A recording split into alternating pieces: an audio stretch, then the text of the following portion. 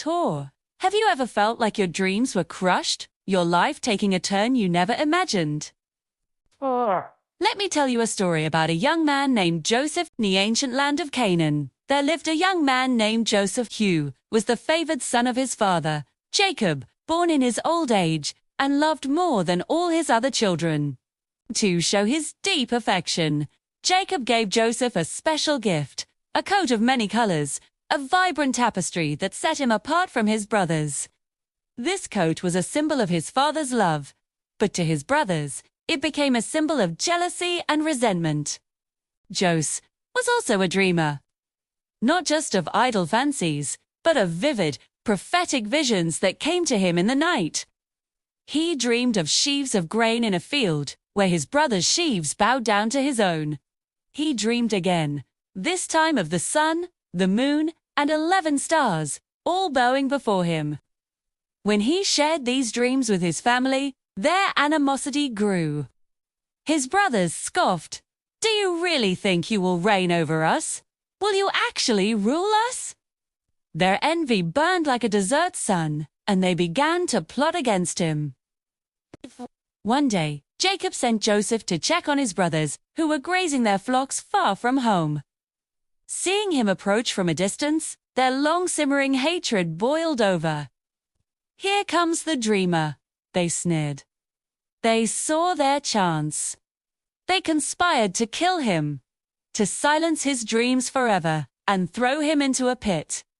But Reuben, the eldest, had a flicker of conscience. He suggested they just throw him into a dry well, secretly planning to rescue him later. So, when Joseph arrived, they attacked him. They stripped him of his beautiful, colorful coat, the very emblem of their father's favor and their own bitterness. They threw him into the empty cistern, ignoring his desperate cries for mercy. They saw a caravan of Ishmaelite traders on their way to Egypt. Judah, another brother, proposed a new plan. "What will we gain if we kill our brother? Let's sell him instead." And so, for 20 pieces of silver, they sold their own flesh and blood into slavery. To cover their crime, they dipped his precious coat in the blood of a goat and took it to their father, Jacob. When Jacob saw the tattered, blood-stained garment, he was consumed by grief, believing a wild animal had devoured his beloved son. He mourned for Joseph for many, many years, refusing all comfort. Meanwhile, Joseph was taken down to Egypt. The God of his fathers had not abandoned him, though even in bondage, Joseph found favor. He was sold to Potiphar, the captain of Pharaoh's guard. The Lord was with Joseph, and he prospered. Potiphar saw that the Lord blessed everything Joseph did, so he put him in charge of his entire household. Everything flourished under Joseph's care. Joseph was handsome and well-built, and unfortunately, this caught the eye of Potiphar's wife. Day after day, she tried to seduce him, but Joseph refused. He honored God and his master, saying, "How could I do such a wicked thing and sin against God?" One day, when no one else was in the house, she grabbed him by his cloak, pleading with him. Joseph fled, leaving his garment in her hand. Scorned and furious, she fabricated a story. She accused Joseph of attacking her, using his cloak as false evidence. When Potiphar returned home and heard his wife's lies, his anger burned. He had Joseph thrown into the royal prison, the place where the king's prisoners were held. Once again, Joseph was stripped of his position, his freedom, and his reputation, cast into darkness because of a lie. But even in the depths of a dungeon, God's light can shine. The Lord was still with Joseph. He showed him kindness and granted him favor in the eyes of the prison warden. Soon, the warden put Joseph in charge of all the other prisoners. The prison ran smoothly under Joseph's administration, for the Lord was with him and gave him success in whatever he did. Sometime later, 2 of Pharaoh's own officials, the chief cupbearer and the chief baker, offended the king and were thrown into the same prison. One night, they both had troubling dreams, and when Joseph saw their downcast faces in the morning, He asked what was wrong. They told him of their dreams, saying there was no one to interpret them. Joseph replied, "Do not interpretations belong to God? Tell me your dreams." The cupbearer described a dream of a vine with 3 branches that budded, blossomed, and produced ripe grapes. He squeezed the grapes into Pharaoh's cup and gave it to him. Joseph explained, "In 3 days, Pharaoh will lift you up and restore you to your position." Then Joseph made a plea, "When all goes well with you, remember me and show me kindness. Mention me to Pharaoh and get me out of this prison." The baker shared his dream. He had 3 baskets of bread on his head, and birds were eating from the top basket. Joseph's interpretation was grim. "In 3 days," he said, "Pharaoh will lift up your head from you and hang you on a tree, and the birds will eat your flesh." 3 days later, on Pharaoh's birthday, everything happened just as Joseph had foretold. The chief cupbearer was restored to his post, and the chief baker was executed. Yet, in his newfound freedom and comfort, the cupbearer forgot all about Joseph. He did not remember the young man who had given him hope in the darkness. Joseph remained in prison, seemingly forgotten, for 2 more full years. His faith was tested, his patience stretched, but his spirit did not break. He waited on the Lord. Then, one night, Pharaoh himself had 2 deeply disturbing dreams. He dreamed he was standing by the Nile when 7 sleek, fat cows came up out of the river and grazed among the reeds. After them, 7 ugly, gaunt cows came up and devoured the healthy ones. Pharaoh awoke, but fell asleep again and dreamed a second time. He saw 7 heads of grain, healthy and good, growing on a single stalk. After them, 7 other heads of grain sprouted, thin and scorched by the east wind. And the thin heads of grain swallowed up the 7 healthy heads. In the morning, Pharaoh's spirit was troubled.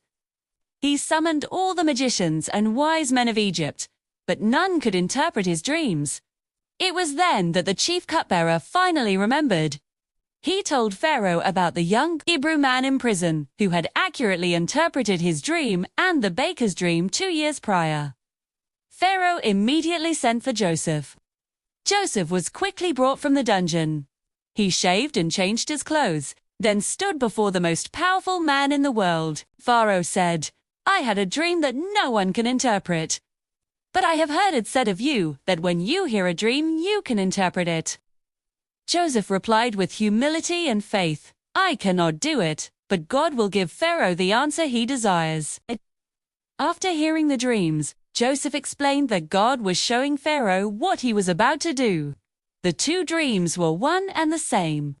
The 7 good cows and 7 good heads of grain represented 7 years of great abundance throughout Egypt. But they would be followed by 7 years of devastating famine, so severe that the years of plenty would be completely forgotten. Joseph advised Pharaoh to find a discerning and wise man and put him in charge of the land.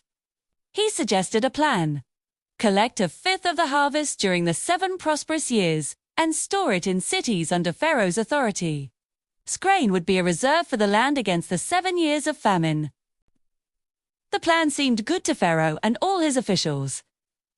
Pharaoh looked at his court and then at Joseph. "Can we find anyone like this man?" he declared, "one in whom is the Spirit of God." Then Pharaoh said to Joseph, "Since God has made all this known to you, there is no one so discerning and wise as you. You shall be in charge of my palace, and all my people are to submit to your orders.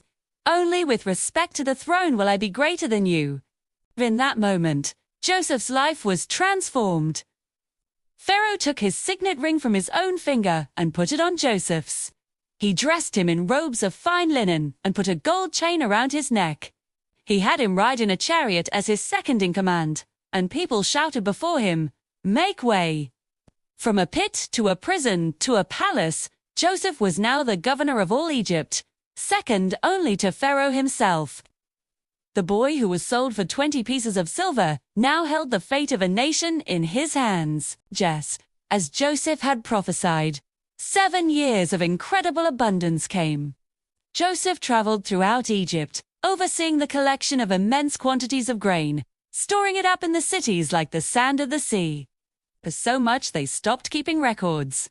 During this time, Joseph married and had 2 sons, Manasseh and Ephraim. Then, the 7 years of plenty ended, and the 7 years of famine began, just as Joseph had said. The famine was severe not only in Egypt, but in all the surrounding lands. But in Egypt, there was bread. When the people cried out to Pharaoh for food, he told them, "Go to Joseph and do whatever he tells you." Joseph opened the storehouses and sold grain to the Egyptians and to people from all over the world who came to Egypt to buy food. The famine also gripped the land of Canaan, where Joseph's family lived. When Jacob heard there was grain in Egypt, he sent his 10 older sons to buy some din. He kept his youngest son, Benjamin, at home, fearing harm might come to him. So Joseph's brothers journeyed to Egypt. When they arrived, they came before the powerful governor of the land to ask for grain. They bowed down before him with their faces to the ground. They had no idea they were bowing to the very brother they had sold into slavery decades before. But Joseph recognized them instantly. His childhood dreams of their sheaves bowing to his flashed before his eyes. He didn't reveal himself. Instead, he spoke harshly to them, accusing them of being spies. To test them, to see if their hearts had changed, he put them through a series of trials. He demanded they bring their youngest brother, Benjamin, to him to prove their story. He held one brother, Simeon, as a hostage while the others returned to Canaan. Their journey back was filled with fear and guilt. They remembered their cruelty to Joseph years ago and believed they were now being punished for it. When they told their father Jacob what had happened, he was devastated, refusing to let Benjamin go. But as the famine worsened and their grain ran out, Judah pleaded with his father, pledging his own life for Benjamin's safety. Jacob finally relented, and the brothers returned to Egypt with Benjamin. When Joseph saw his beloved younger brother, Benjamin, his own mother's son, he was overcome with emotion and had to leave the room to weep. After composing himself, he invited them to a feast at his home. They were astonished at his favor, but still unaware of his true identity. In a final test, Joseph had his personal silver cup hidden in Benjamin's sack of grain. As they were leaving the city, he sent his steward after them. Cool. The cup was found, and they were all brought back in disgrace. Judah offered himself as a slave in Benjamin's place, not wanting to bring such grief upon their father. Scenes, their genuine remorse and Judah's selfless love for Benjamin and their father. Joseph could no longer control himself. He ordered everyone out of the room except his brothers. And then, weeping so loudly that the entire Egyptian household could hear, he revealed himself. "I am Joseph," he cried. "Is my father still alive?" His brothers were terrified, speechless. But Joseph comforted them. "Do not be distressed and do not be angry with yourselves for selling me here," he said, "because it was to save lives that God sent me ahead of you. It was not you who sent me here, but God. He sent me to preserve for you a remnant on earth and to save your lives by a great deliverance. What they had intended for evil, God had turned into something incredibly good." Pharaoh, hearing the news, was pleased. He invited Joseph's entire family to come and live in Egypt, in the best part of the land, Goshen. Joseph sent wagons and provisions and tearfully reunited with his father, Jacob. The family was saved. And the covenant promises of God were preserved through the forgiveness and wisdom of one man who never lost faith, Joseph's. Story is a powerful testament that even in our darkest moments, through betrayal, injustice, and suffering, God is always at work, weaving a beautiful tapestry of redemption for His glory and for our good. Thank you for watching. If this story touched your heart, please like, share, and subscribe for more inspiring stories of faith.